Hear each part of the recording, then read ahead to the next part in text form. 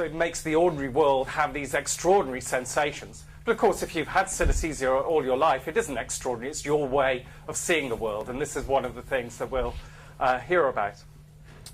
Another thing that I'll talk about is how we can use information about how sound and vision are connected in other spheres of life.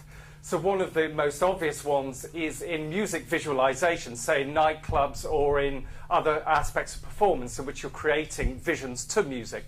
What I'm talking about today is actually the opposite. How could you convey vision into sound? So not music into vision, vision into sound. And why would you want to do that? Well, since the 1960s, people have been interested in how you could convey visual information to the blind using their intact senses of hearing and touch. And this is framed around what's called sensory substitution devices. So how could you take the visual scene around you and convert that into music?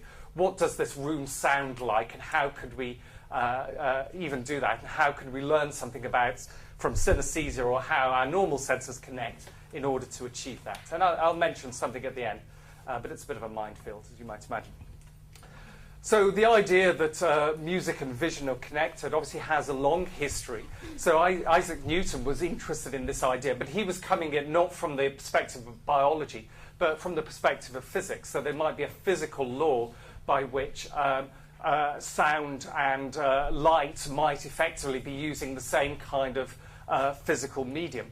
So one of the analogies that he drew was to do with the colours in the spectrum and how that might map onto the notes within the octave system, for instance. So it certainly wasn't established that there were 7 colours. You know, people debated how many colours are on the spectrum. Clearly, there's an infinite number of colours, but you categorise them using language and so on. But he was certainly interested in the idea that maybe the musical system and the visual system are similar. Synesthesia has nothing to do with this. As soon as visual information enters our eyes, it doesn't start, you know, we don't have different receptors that kind of follow the Newton spectrum and so on. It breaks down immediately as soon as light goes into the body. And in fact, we don't normally find in synesthesia this kind of necessarily arrangement of colours patterning with music. It's quite unusual to see that. So synesthesia is a biological phenomenon. And it doesn't depend on the way that light is processed. It depends on the way that the brain is structured and the way that the brain processes vision rather than the physical properties of light. So some common types of synesthesia might be experiencing letters and numbers as coloured. So if you look at black and white text, some people say, yeah, I can see it's black and white, but for me there are colours out there as well. Or I see a coloured copy in my mind's eye. So the letter A might be a golden yellow, for instance, for some people. And synesthetes will tend to disagree on what the colour is. Yeah. Some people visualise music, visualise actually numbers spatially or days of the week. So the number 1 might be here, 10 might be there, 20 to 30, and it kind of goes around the body, or these sequences in the mind's eye. This lady has them coloured. Here, this is a painting just downloaded from Google, a visualization of music. And the caption that went with this is, well, here's just one snapshot. Now imagine this crashing and moving as the music goes along. So more formally, we can think of synesthesia. I like to think of it as having 3 different properties. One is that they are like a perceptual experience. And this is very hard to pin down because people with synesthesia don't confuse it for normal vision. But nevertheless, they're willing to kind of say, well, it is a little bit like seeing. And it's not entirely clear what that means. I mean, we know that in the brain it uses the same resources as seeing through the eyes when you see through music and so on. So that's probably why it's a little bit like seeing. And also it probably feels like a percept in the sense that they don't really have control over it. In the same way as you open your eyes, you don't have control over what you see. I think that that's another reason why it feels like seeing as opposed to imagination, for instance, where imagination is created by the brain. Synesthesia is created by the brain, but it doesn't feel like imagination. It feels like something a little bit different. I think one of the other things is that it's elicited, by which I mean it's triggered by something. And this would set it apart from, say, an hallucination, in which it's not necessarily triggered by seeing something or hearing something or thinking something. Synesthesias are triggered by looking at a letter, listening to music and so on, but also by internal thoughts. So Mike Dixon at Waterloo, he had a nice experiment called 5 plus 2 equals yellow. And the idea here is that you see the sun 5 plus 2, but you never see the number 7. You generate the number 7 in your head, but generating the number 7 in your head is enough to give you the percept of yellow, and it slows you down in your judgments of colour when the yellow mismatches, if you're shown green instead of yellow, for instance, with that. And this is also related to the third point, is that people with synesthesia, they can't switch it on or off. To some extent, they can tune it in or out in the same way as I can tune into my peripheral vision. I can look straight ahead and try and concentrate what's going on here. And people with synesthesia can, to some extent, tune it in and out of it, but it is there. So what do we know about what causes synesthesia? Well, the types of synesthesia we're talking about today is synesthesia of a developmental origin, which basically means that it is not triggered by something obviously in the environment. It doesn't have a known onset. When it actually emerges isn't clear, but certainly infants have something that is like synesthesia in the sense that there's parts of the brain connect between sound and vision in a way that isn't found in other childhood. Clearly, there's obviously another story to it in that people having coloured for letters and numbers. Would you have colour for letters and numbers before you go to school, or does it merge from one type of synesthesia to another as we develop? At the moment, we don't have a way of diagnosing synesthesia before the age of 6, partly because we need to kind of ask children what it is like to experience that, or at least not reliably so. So again, there is a bit of a gap between from birth to the age of 6 when we can actually measure synesthesia, but there are clues out there. It runs in families, and people have now shown that there is a genetic linkage. But what we don't know is how this genetic linkage operates, how the genes work. We don't even know what the genes are, and it does seem to be that there are several genes. But we know that there are genetic differences in synesthetes relative to others. But that's nothing to worry about, by the way. We're all genetically different anyway. It's just that people with synesthesia are genetically different in a way that differs from people who aren't synesthetic in systematic ways.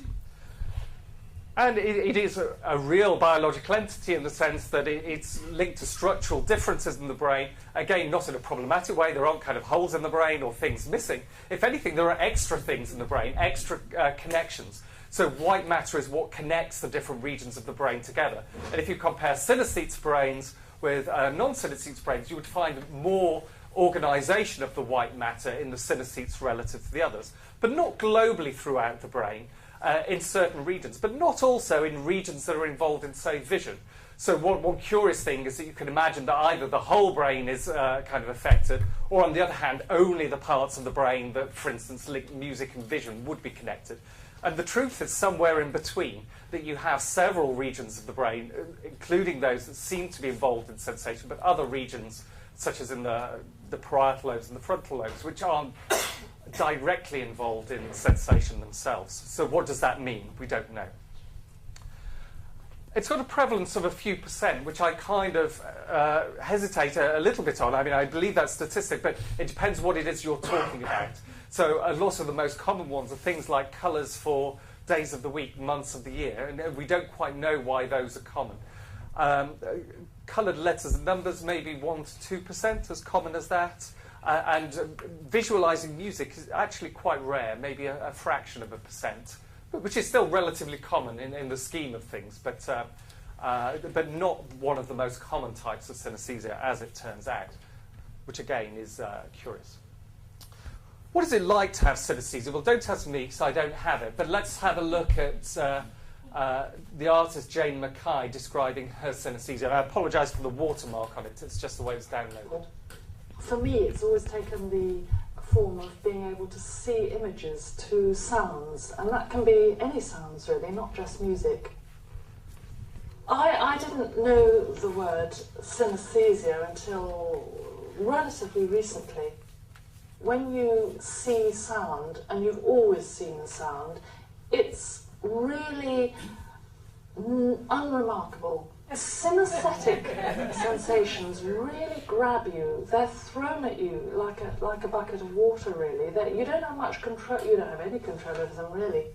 For example, if I'm listening to a CD of some music I don't know at all, it'll be throwing all sorts of stuff at you. It may be suddenly that what the cellos are doing will grab you, and they'll throw a colour or a shape at you. Often it's like watching a film, but to paint any of that piece, I have to take salami slices. And it may be, for example, the things that grab you most, which might be a key change. And you get a terrific shift of colour in from one chord, maybe, which is where the key change is, something like that. Painting is so inadequate. I want to do them in collage, materials, you know, fur, cardboard, copper, glass. And I think a lot of those differences might be to do with different timbres. And that would really relate to something like Turangalila, because you've got all these delicious textures. It's very hard to put it into words, but I get almost meditative. I just don't move. I see all these images and colours.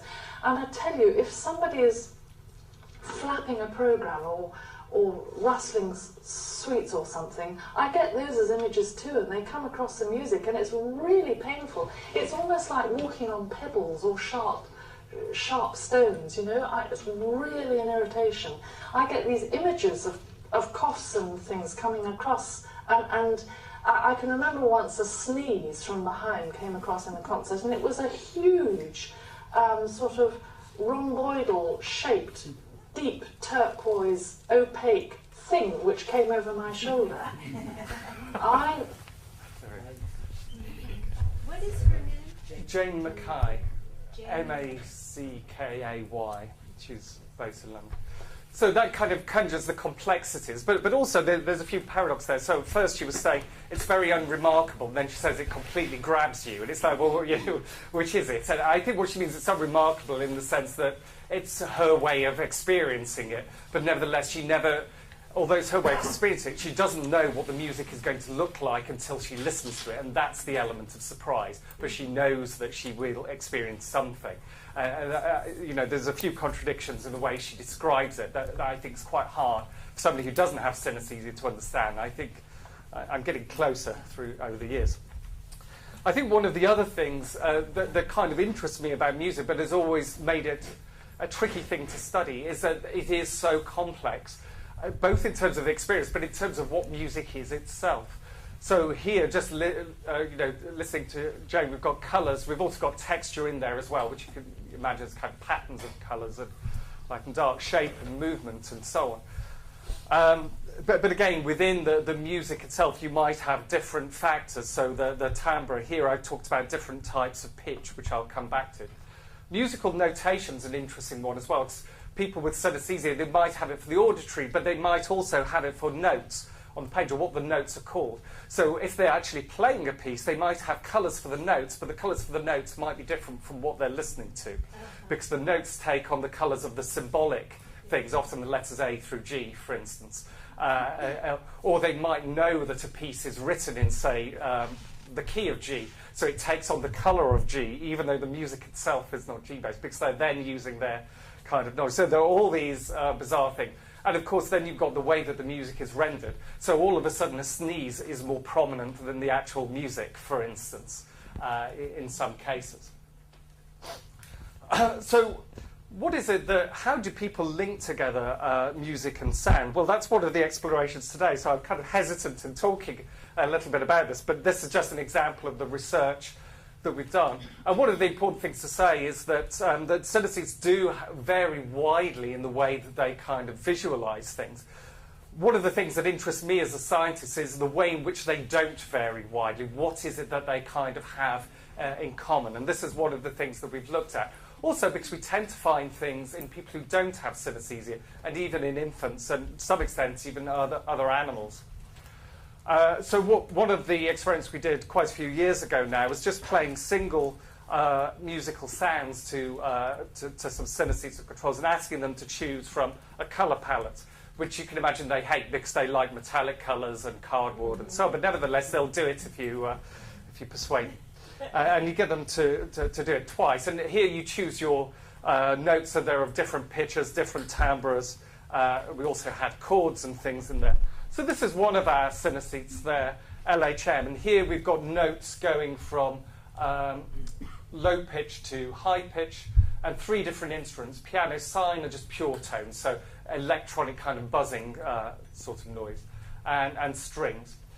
So here, these are all the same pitch, but differ there. So these kind of pure tones for her are this kind of grey blue, and the others are... Sine is pure tones. Yeah. Like sine waves. They're made of sine waves. Yeah, it's not a good label.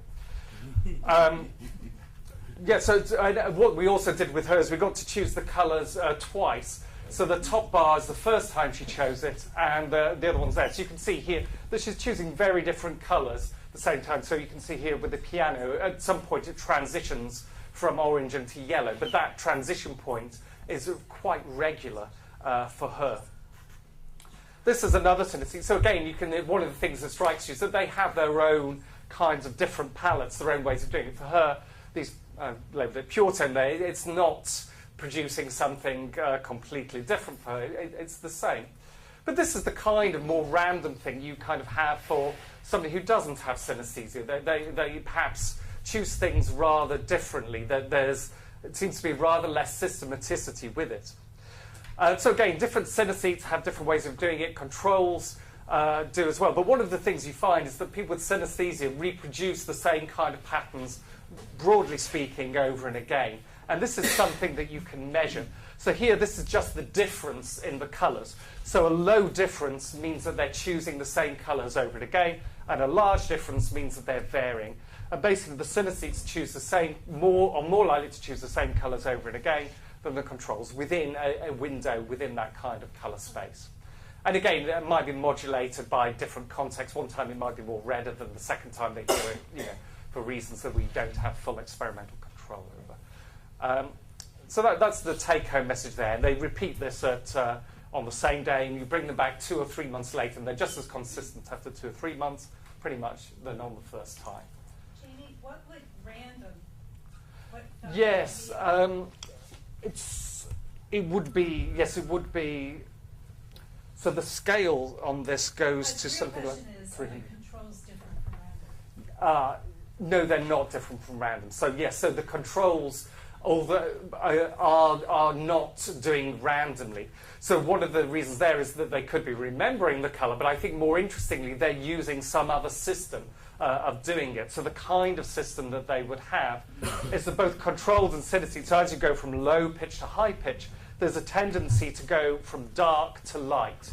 So here you've got this kind of linear transition from high to low pitch, from dark through to light, that both controls and synesthetes have.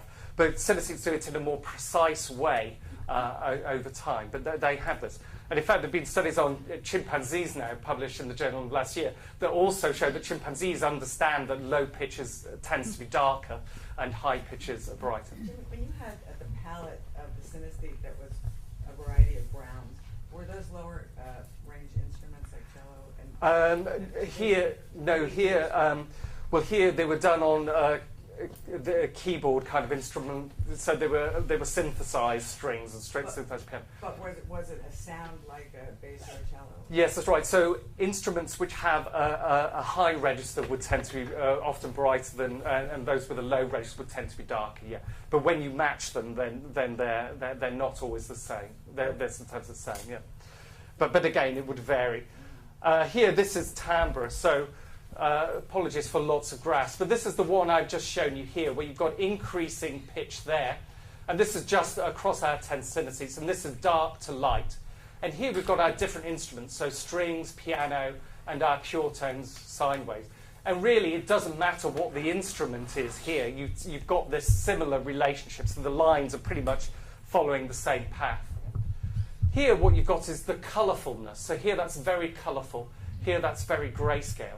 And what you find here is that these more electronic noises tend to be less colourful in the synesthetes than those which are more complex. They have harmonics. So a piano and a string isn't just a single frequency. It's got multiple frequencies that you hear as a richer sound. But that richer sound tends to produce what really might be richer colours.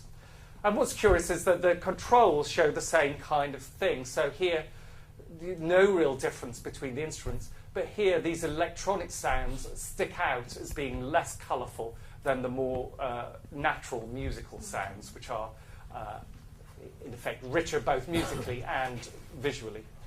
So this suggests to a commonality beyond all the differences. But again, this is single notes, and how this kind of changes when you've got more complex pieces is interesting. One of the things we'll probably explore today.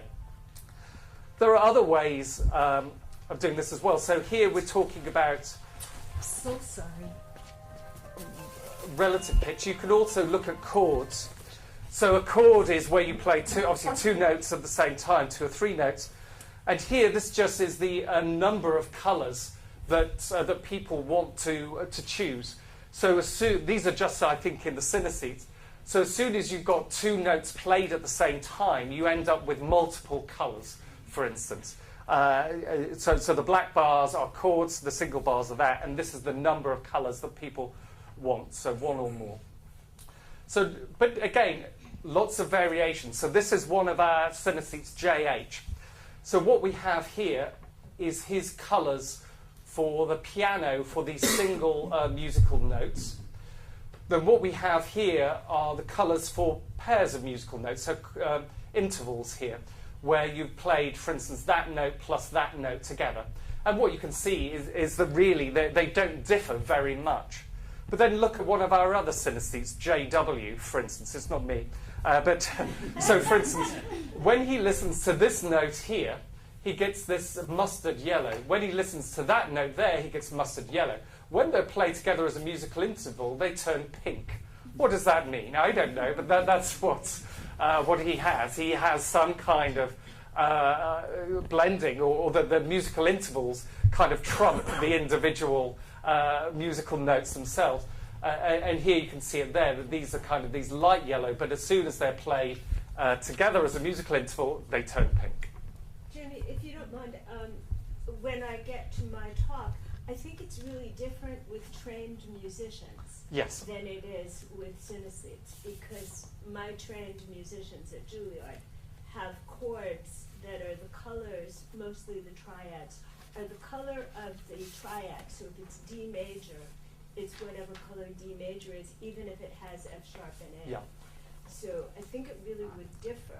Yes, I've got a feeling he was quite musically trained. So, but it's a bit of a problem. So a lot of our synesthetes who have this music are musically trained as well, and then it becomes it needs to be a question. Exactly, that's right. But I think that this is where you definitely have that coming in. So some synesthetes, instead of having this kind of colour spectrum, is that whenever they hear a note that corresponds to, say, an A on the musical scale, would have the same colour, for instance. So here it doesn't, so this A is just as red as that A, even though it's 8 times higher pitch in terms of the frequency.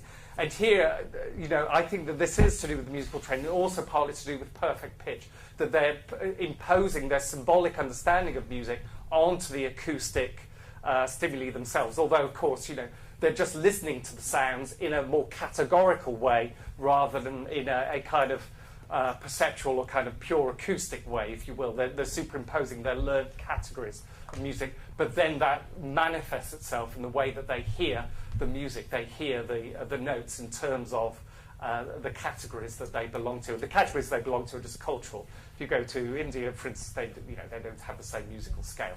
If it's involuntary, since synesthesia is involuntary, I'm wondering how they can impose their categories. Well, that's great. So the question here is, if synesthesia is involuntary, how can you impose your categories? So it's involuntary, but that doesn't mean that it's kind of fixed. That it has to change with time. So as you learn your letters of the alphabet. So other studies have looked at people who've learned Greek or Russian and shown that although you don't have colours for Greek and Russian letters, they acquire the colours. And often they come across in systematic ways, but sometimes they also change as well. And you're seeing the same thing here. Yeah. If I can jump in part with a response to your question too, it's very difficult actually to separate, in some sense, perception from categorization. When we see things, we automatically sort of involuntarily categorize things. And there's all sorts of studies in the perceptual psychology world that sort of tap into this aspect of categorization. I don't want to derail Jamie's talk too much, but it's important to think that once you've learned to categorize things, you sort of can't help yourself. So sort of the difference between automatic and involuntary. Yeah. Yeah. But there is another possibility, because we have evidence young babies are sensitive to the octave and will respond to notes, to melodies in octave apart as if they're identical. And some people argue for evidence for perfect pitch in infants. So it's possible that this kind of basic relationship between pitch, perfect pitch, and the octave actually is there developmentally very early. Yeah. And it's not symbolically superimposed. No, well, that's right. So here the idea is that an octave is always a doubling of pitch, and that is goes across cultures. What doesn't go across cultures is dividing the actual frequency range into notes of 8 versus 12. That's what's cultural. But yeah, but that's right. Yeah, exactly. Yeah. So you know, again, you've got these multiple influences. Shapes are interesting as well. So there hasn't been that much study done on synesthetes with shapes, but it's a kind of well known, you know, in components that high-pitched notes tend to be kind of spikier, more pointy. They're smaller and higher in space, and we find this in infants too. So the kind of experiments here is that you see, you listen to musical notes and you see shapes that are either rounded or pointy. And if you're listening to a high-pitched note, the infant will look at the pointy shape, for instance, a little bit more than the others. The way I think that shape is also linked very much to the way that the music unfolds in time as well. So this is again related to timbre. So something like bowing a violin is quite a sustained thing. It hasn't got much of an attack or decay, whereas you know, something like hitting a drum, you're going to get, you know, a fast kind of attack and a slower decay with this. Or plucking a violin is going to be very different to bowing it. So it's going to have the same pitch class, but it's going to differ in how the sound evolves over time. And is that going to manifest in shape or other things or movements? My guess is probably yes, but it's not a straightforward thing to study, and it'll be interesting to see what we get here. But again, it's also not straightforward to study on pieces of paper as well, you know, because you can't move things on a piece of paper, and this is one of the things that Sam will talk about probably later. The expression is likely to be important. How the music is played, again, I think would affect the shape.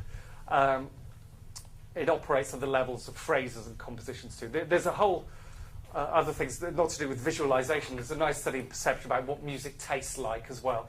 And they get composers to kind of produce what's called salty music or sour music. And what you find is that composers tend to, if they have to produce salty music, they tend to do more staccato things, whereas if they have to produce sweet music, it tends not to be staccato. You know, it says culture, is it innate or whatever, you know, but they're there, whatever they are. This is just something from synesthetes. I'll let you read some of them. So a harmonica, subject A, so a series of spatially distributed discs. Subject B was a flat rectangle. A cello here, flat horizontal bass with spring-like vertical projections, whereas the cello is a thick ribbon there. So, you know, are these similar or are they different? You know, it's kind of like arguing with the glass as half empty or half full. Clearly there are differences between synesthetes, but are there commonalities as well? How could we assess that? Are synesthetes more likely to be engaged in art and music? So here, these are the amount of time, the kind of level of engagement. We took it on a finer scale and then grouped them together.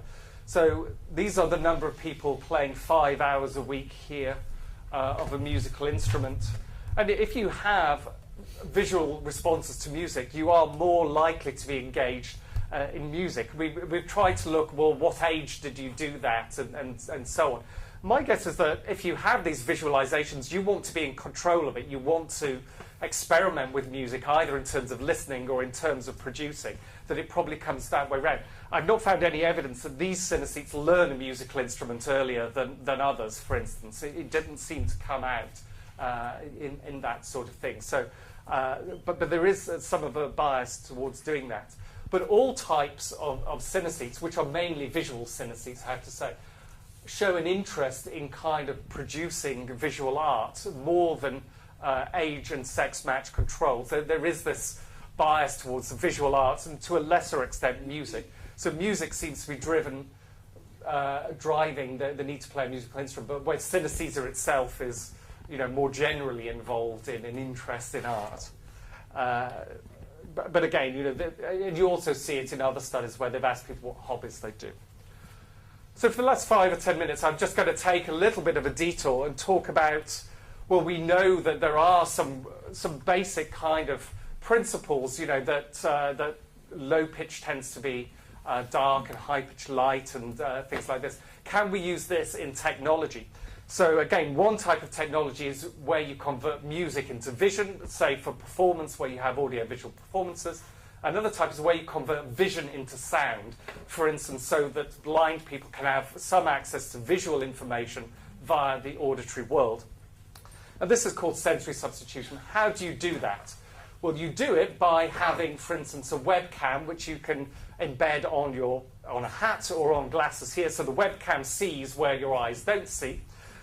What you then do is that you link the image on the webcam to a computer, which could be a mobile phone, that would be good enough, and then you have an algorithm on the phone that then converts it to sound. So that's the basic technology, and you can in fact do this very cheaply. The real crux is what is on that computer, what is the algorithm that translates vision into sound. So I'll show you one of the most common ones called the voice, and let me just play a movie of PF, who's basically a blind user of the voice. Blinded in a horrible chemical plant accident 24 years ago, Patsy Fletcher now insists she can see the world again through a pair of headphones. Not like the branches over here. We hear a tree. Yeah. Can you point everything's down to it? Mm-hmm. It's like it dredged up memories of sight. The sounds trigger the memory for me. Patsy uses the voice system. The 3 middle letters stand for Oh, I See. $600 sunglasses with a tiny built-in spy cam. A backpack laptop to convert pictures into soundscapes. Walking down her hallway, Patsy sees nothing, but the camera sees this and tells her this. Something really. Patsy is the #1 beta tester for the voice's Oh, okay. So this is a system called the voice, and basically the way that it works here is that if you've got an image such as this, you hear the image from left to right. So you don't hear all the image in one go. You hear this column first, and then that column second, and so on, over the period of 1 second. And what you're hearing is a set of pitches. So if the pixel is white, you hear it loud. If it's black, you don't hear it at all. And anything in between is kind of a modulated scale. So if we listen to this, it's an annoying click at the beginning. But you kind of have a sense of, and then you hear the kind of lower pitched object at the bottom there. So you're listening to the image over sound. You get a sense of maybe the shape of that. I have tried doing this on synesthetes as well to see whether they kind of produce these images. Here, this is more complex. So you kind of hear this ascending pitch throughout, but then these kind of clicks at the beginning and a longer tone at the end. So at the end, obviously, it's quite hard to hear this when you've got that one there. The two kind of mask each other. And then the real challenge is going to an image like this, so that's what it would sound like. And how you get a car out of that isn't clear. But the idea is that you get a sense of there being something bright down there, and that you can figure out what it is because you know you're on the street, and you use other cues as well. So this is converting vision into sound, but it's using, interestingly, some of the kind of right sort of properties. What happens when people actually use these devices? I think we have to make a distinction between people who were blind from birth versus blind later on. So PF, who we saw on the video, is not blind from birth. So she has 20 years of vision before she became blind. And for her, using this device, perhaps to some extent kind of restores some functionality, but also she actually experiences some visual experiences from using the actual device. So for 20 years, she just used a cane and a guide dog. When she wore the device, up to 2 or 3 months, she started seeing dark and bright and so on when she was listening to the sounds. Obviously, when the device is taken off, everything is dark again. Okay? And we know that both in congenitally blind, so blind from birth, and other users, that they activate the visual parts of their brain when they're listening to these sounds.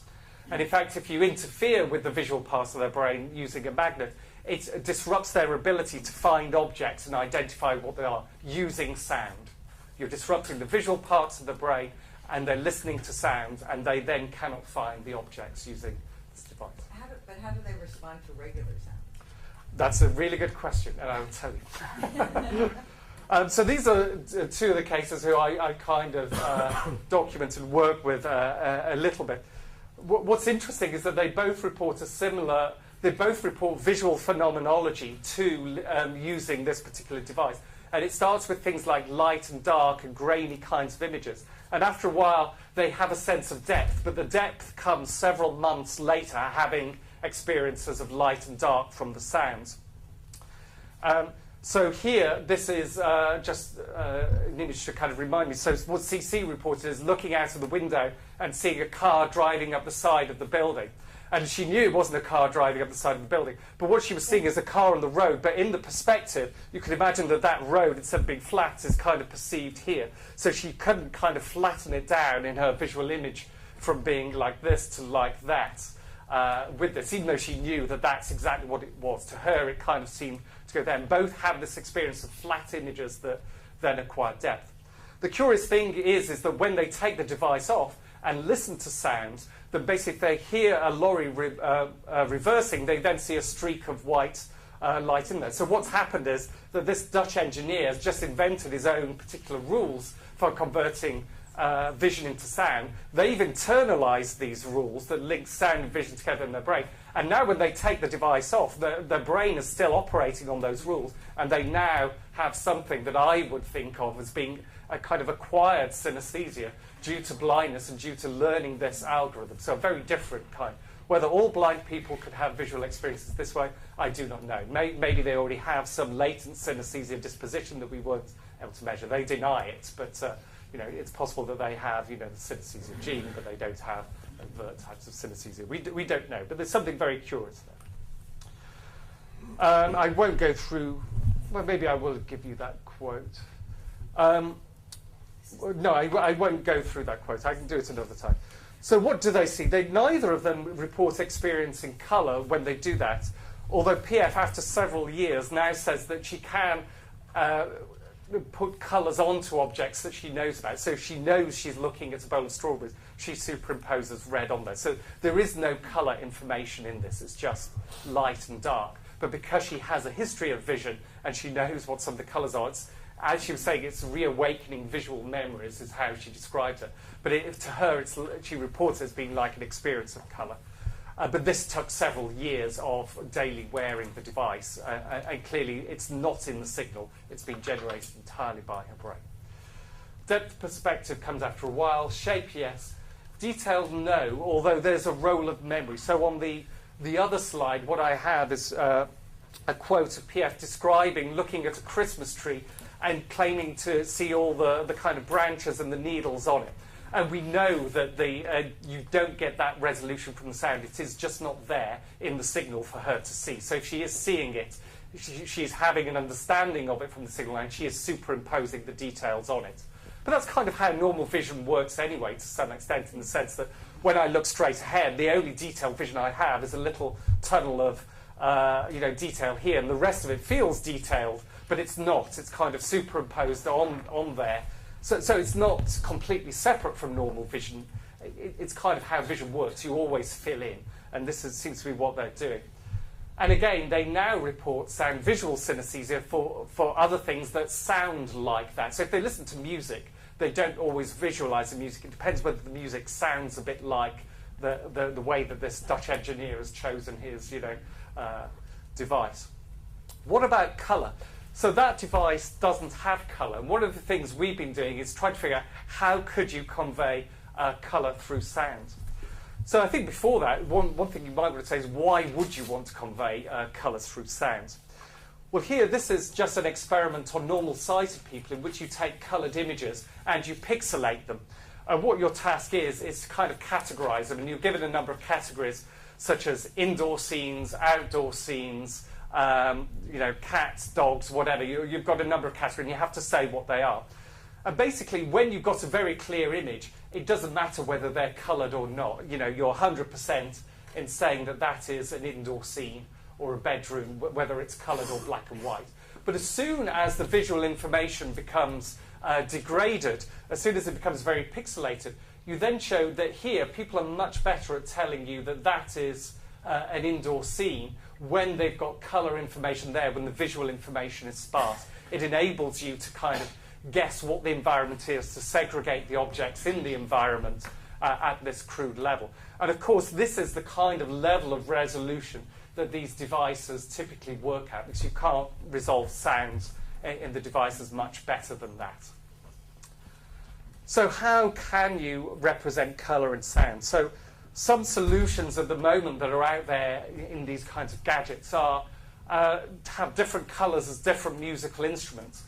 But typically these devices have been developed by engineers who've just said, right, I'm going to call yellow a saxophone and blue this. There's no psychology behind it in terms of how we might actually do that. And similarly here, this is a man who calls himself the Eyeborg. He's a cyborg. He's called Neil Harbison. You can look him up. He doesn't...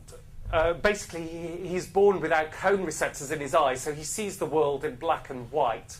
So it's called an achromatopsic, but he has a camera that converts single points of colour into sounds, but kind of according to Newton's spectrum. So you've got pitch mapping on from the red to purple dimension, or purple to red, I forget which way round it is.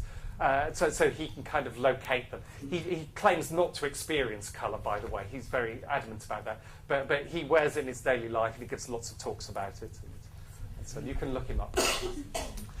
This is one of our kind of systems where we're trying to kind of look at how synesthetes interpret colours and so on. And one of the problems with adding colour to something like the voice is that it is already so acoustically complex that adding another level of complexity to this, it's not very possible to resolve. So one of the things that we've looked at is having a kind of hybrid device where you just hear one point at a time. So you could do it with, say, a mobile phone or a touchscreen. I'll just get my phone out, where you kind of scan across and you hear each pixel kind of being sounded out one at a time.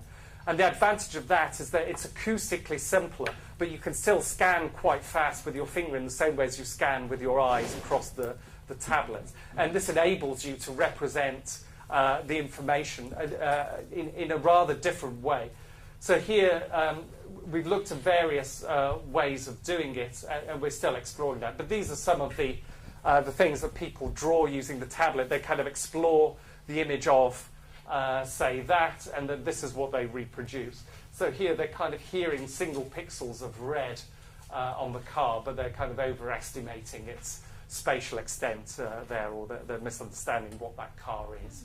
And here you've kind of got the sunset that they're reproducing. Interestingly, they map the sea to grey rather than blue. And again, this is probably, it is more grey than it is blue. But if you knew it was the sea, you would make that a lot more blue than it really was. So in a way, it's kind of probably a more truthful depiction than we would have. If we were to paint that one, we'd probably make it a lot bluer than our eyes wanted it to be, for instance.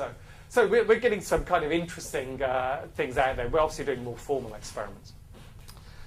So anyway, I hope that I've kind of introduced synesthesia, given you some clues as to how it's possible to visualize music.